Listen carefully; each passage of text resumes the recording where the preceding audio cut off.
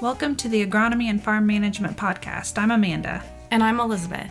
Thanks for joining us today.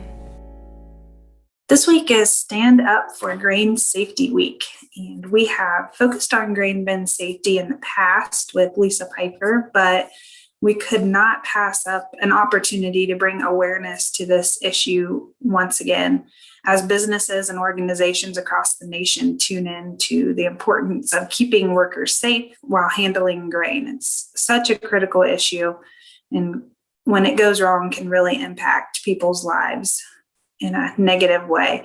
So this week is sponsored by the Alliance. It's an OSHA cooperative program, and they are offering educational programs every day this week at standupforgrainsafety.org. We'll get you that link in the episode description. Safety measures are incredibly important when you have to enter or work around a bin. But the bottom line is you really never want to have to enter that bin, especially one that's full of grain. Maintaining grain quality is key, even before it's harvested, to make sure that you don't have to enter the bin to break up any clogs or anything like that. With increasing wet fall weather, it's certainly been a challenge in recent years to get that grain harvested and get it dried down so that it'll store well. And we understand that the idea of leaving grain in the field as long as possible to let Mother Nature dry it can reduce your gas bill. However, the reality is the majority of yield loss due to delayed harvest occurs after mid-November, and we rarely, if ever, see additional drying after that point. This was based on a study done here at OSU with Peter Thomason, conducted over a 3-year period. Yeah, Elizabeth, I think that's really important for people. You know, they're trying to save money getting that grain dried down, Mother Nature, like you said, but it can cost more in the end if you lose quality and get deductions at the elevator, right? Yeah, absolutely. And I mean, a year like last year, even where, we waited for weeks to just see a couple points drop in that moisture content, it can be frustrating. And then add to that something like phantom yield loss, which is debated whether it really exists or not. But sometimes it appears that you might be losing dry matter if you're letting it dry down in the field as opposed to harvesting it a little bit more wet and drying it on your own. Oh, yeah, that's a good point too. This winter, I did come across a dry down calculator created by Iowa State. Have you ever seen this? I've taken a look at it before. I think it's a pretty useful tool. I think 2 falls ago, we did a corn newsletter article about it.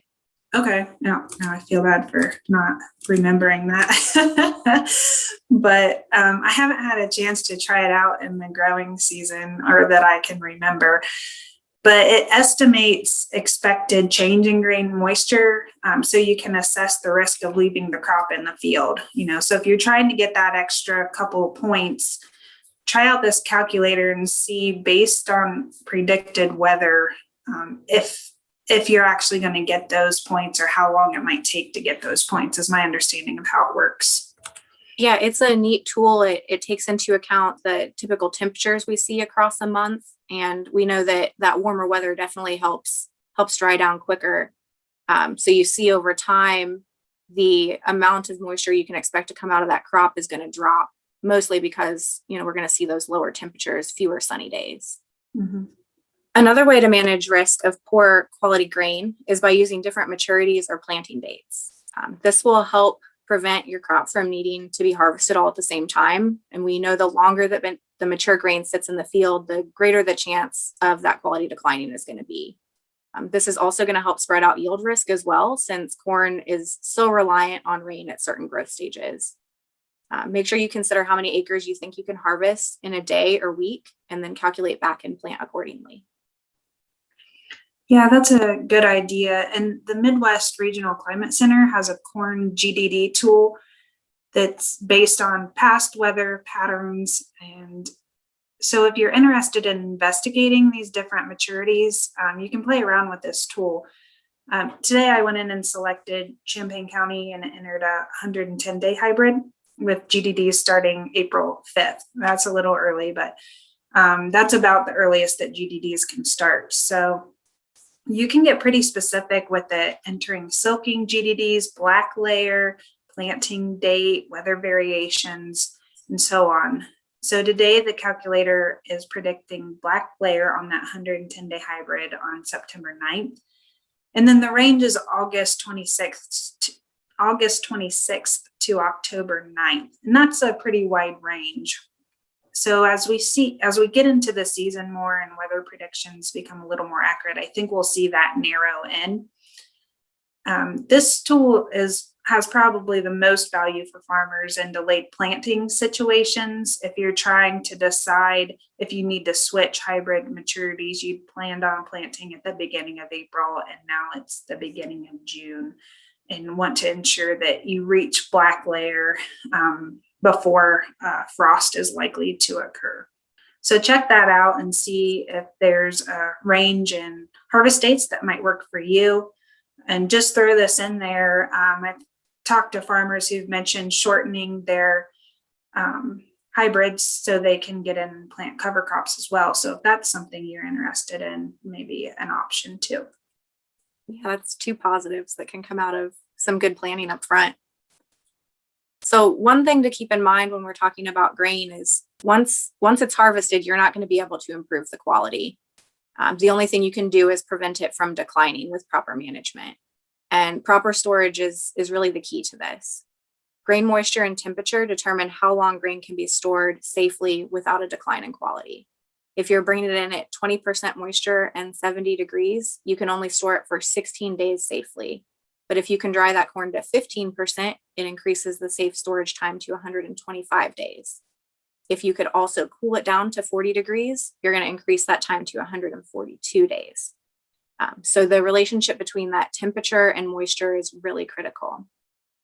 Do you keep in mind as you're bringing in grain that it's going to hold heat for a while? So even as the temperature outside the bin drops, it doesn't necessarily mean that the temperature in the middle of the bin is coming down as well. This is why it's so critical to monitor that grain, whether that's with a temperature probe or something like that, and getting your fans on the days that you've got low temperatures and low relative humidity to move that moisture front through your bin completely. Yeah, great point. So getting back to grain handling safety, we like to share some tips with you to keep you and your employees from becoming a statistic. Speaking of statistics, here are a few for you. There are 25 billion bushels of storage capacity in the US, and 14.65 of those for corn and soybeans were utilized in 2019. And then in the Eastern Corn Belt, we have about 3.5 billion bushels of on-farm storage capacity and just over 3 billion for off-farm storage capacity.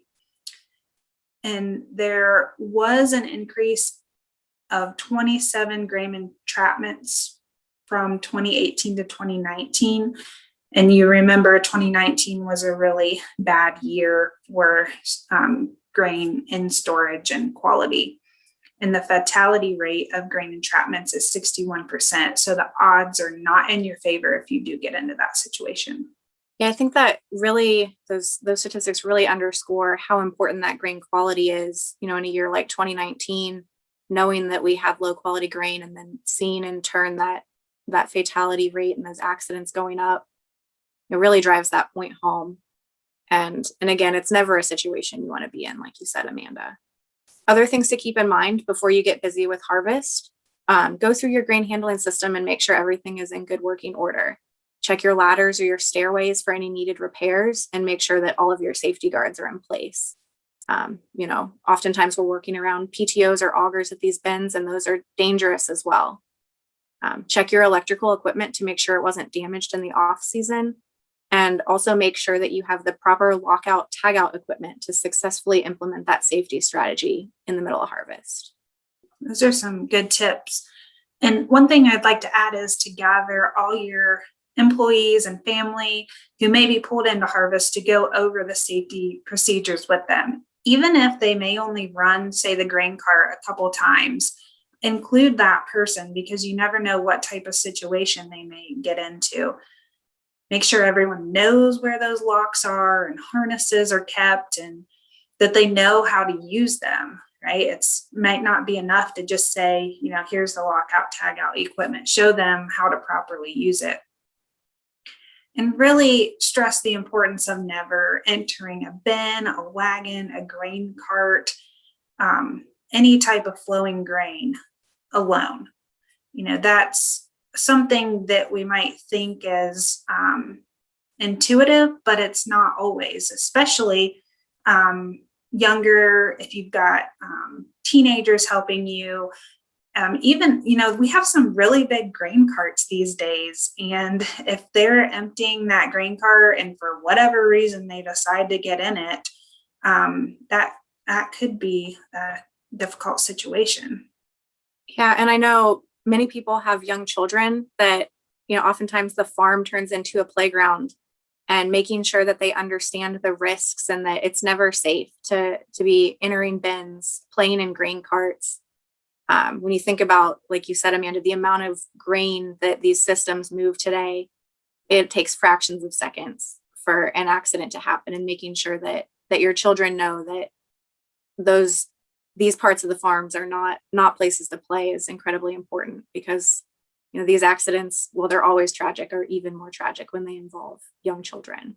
Just keeping that safety in mind, you should always have at least 2 people around when you're entering a storage facility, one in the bin and the other outside. Having someone on the ground to prevent any accidental startups is even better.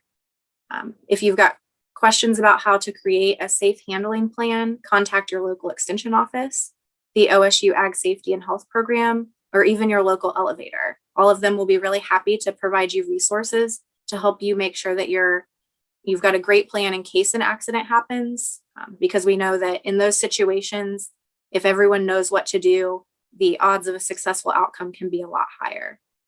OSHA Onsite does consultations and does not have the authority to issue fines or citations. So they're also a good resource if you want someone to come out and check things out and give advice. Other resources are available in this week's Corn newsletter in an article written by OSU's Lisa Pfeifer. Yeah, and we'll put that link in the description along with some of our past episodes that we've done, going way back to episode 15, grain storage tips. And then 41 was on grain bin safety specifically. We get into a little more detail about some of the things you should be doing. And 42 was on grain storage management. So from the perspective of keeping that grain in good quality. And then just back this winter, episode 61, last fall, we did safety during harvest. Just be proactive about safety. That's the best thing that we can do to prevent any accidents. Look into some of the resources available through the Stand Up for Grain Safety Week. Like we said, reach out and get some help if you want to implement a plan and aren't sure which direction to go. Thanks for listening to the Agronomy and Farm Management Podcast. Join us again in 2 weeks for our next episode.